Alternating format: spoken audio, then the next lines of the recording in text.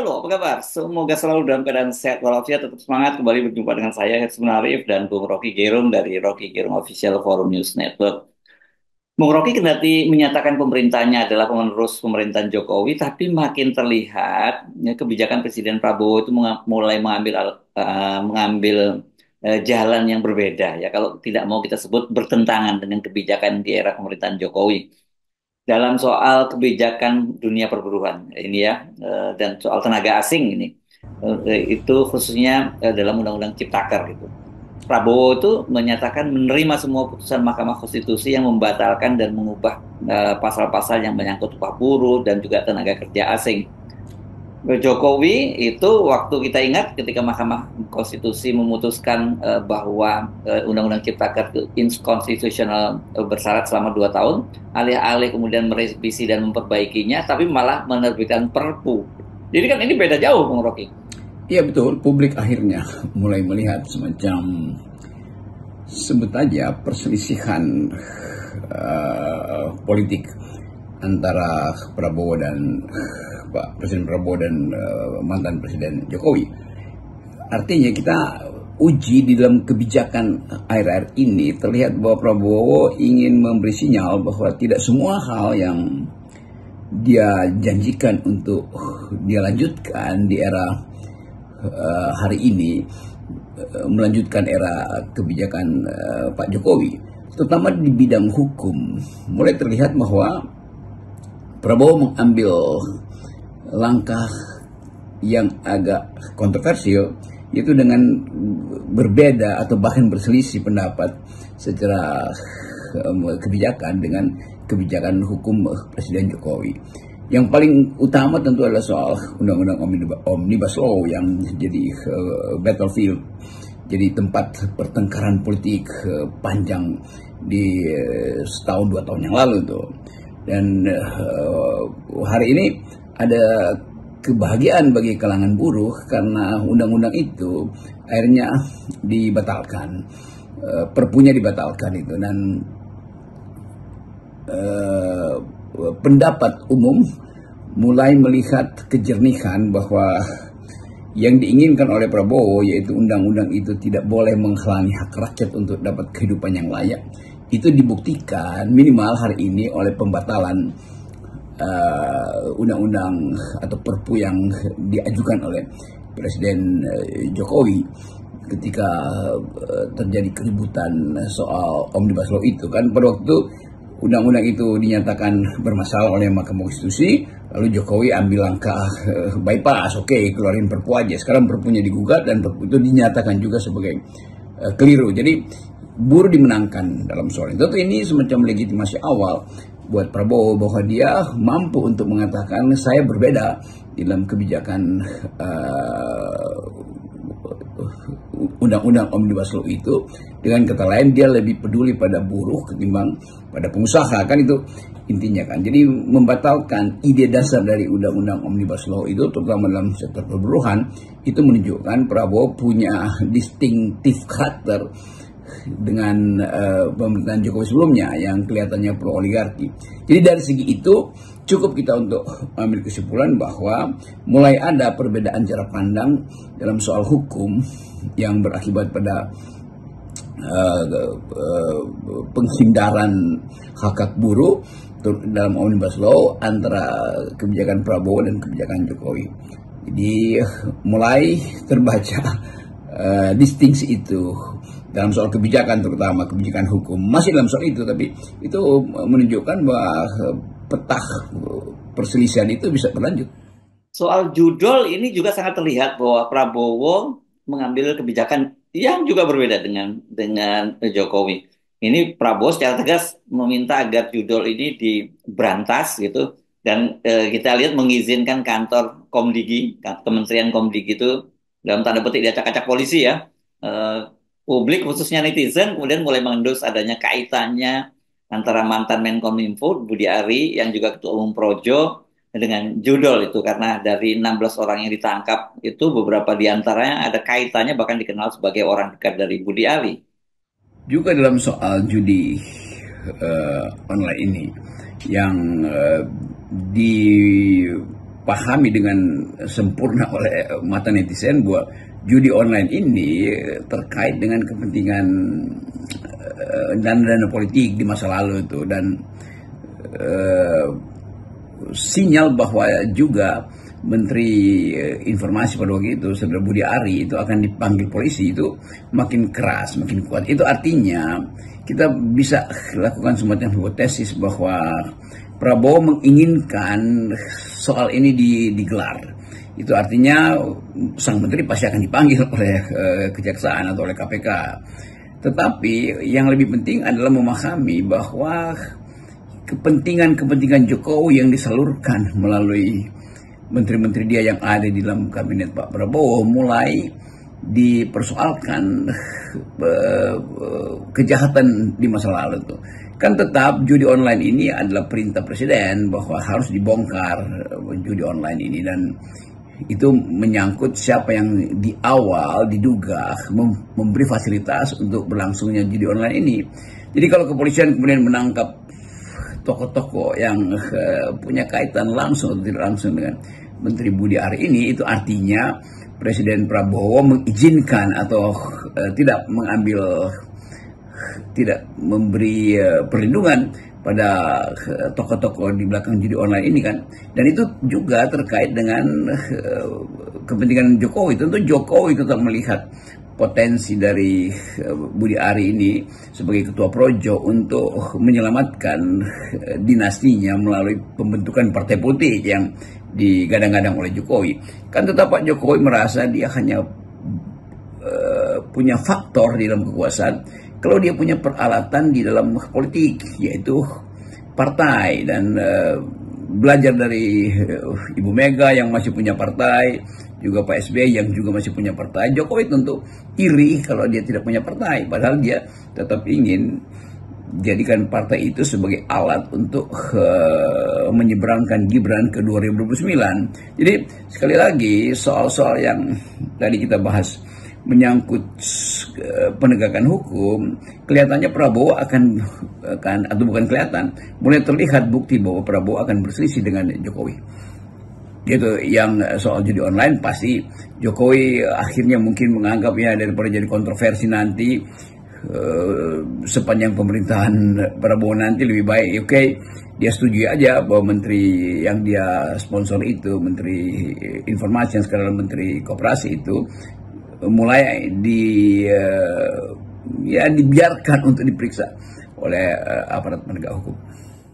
Kasus Tom Lembong yang ditetapkan kejaksaan sebagai tersangka tindak pidana korupsi juga sesungguhnya terlihat ada perbedaan antara Pak Prabowo dengan Pak Jokowi. Tapi ini lebih terlihat dari pernyataan politisi Gerindra yang jadi Ketua Komisi 3 Habibur Rahman, bahwa dia melihat ini konstruksi hukumnya masih sumir dan abstrak, dan dia khawatir Pak Prabowo itu yang nanti dinilai memanfaatkan aparat penegak hukum untuk membungkam lawan-lawan politiknya. Kalau bukan Pak Prabowo, jadi siapa dong yang bisa memerintahkan Kejaksaan Agung untuk menangkap Tom Lembong? Ya, demikian juga kasus Thomas Lembong yang bahkan oleh BPK ya, yang sebetulnya secara sempurna mengatakan bahwa nggak ada kerugian negara di situ atau tidak ada keterlibatan Lembong dalam upaya untuk memperoleh keuntungan dari masalah import gula itu. Tapi soal import gula juga tetap jadi soal, karena kita tahu keuntungan dari para importer ini itu mungkin 2 kali lipat dari harga yang ada di pasar. Artinya kalau harga itu dikurangi dengan ongkos produksi dan ongkos impor, itu ada keuntungan yang sangat besar bagi para importer ini. Dan tentu para importer ini tidak berdiri sendiri.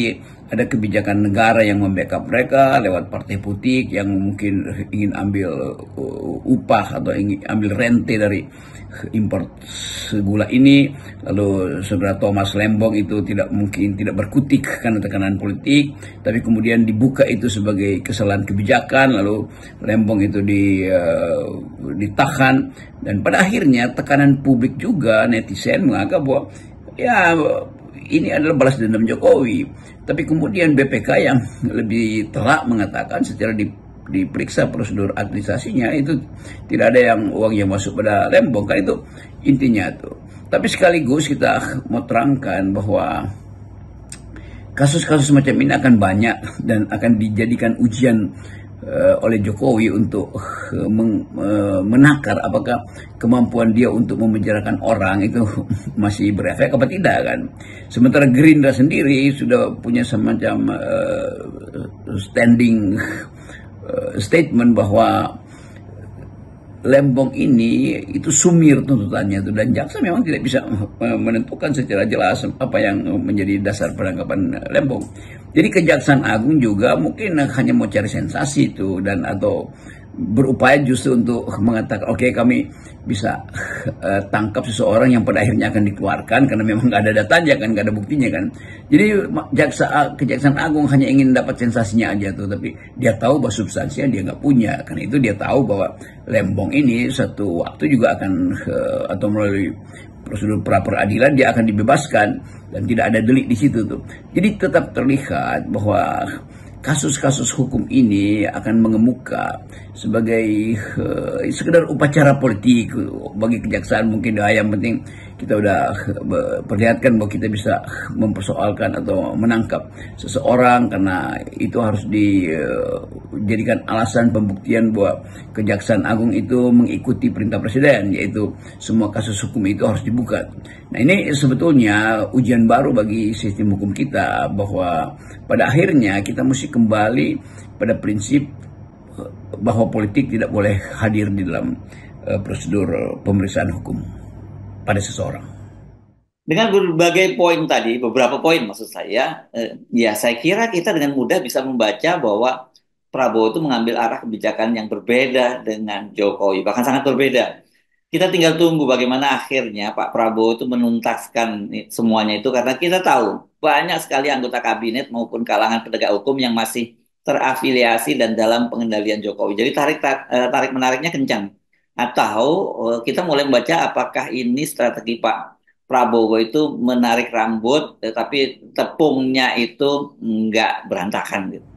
Jadi kalau kita balik pada tema pembicaraan kita hari ini, wah terlihat jelas mulai ada distingsi, ada perbedaan, ada kontras bahkan antara kebijakan Presiden Prabowo di bidang hukum dan kebijakan Presiden Jokowi sebelumnya. Jadi upaya Jokowi untuk menawan kabinet hari ini dengan sprindik segala macam untuk memperlihatkan bahwa dia punya kemampuan untuk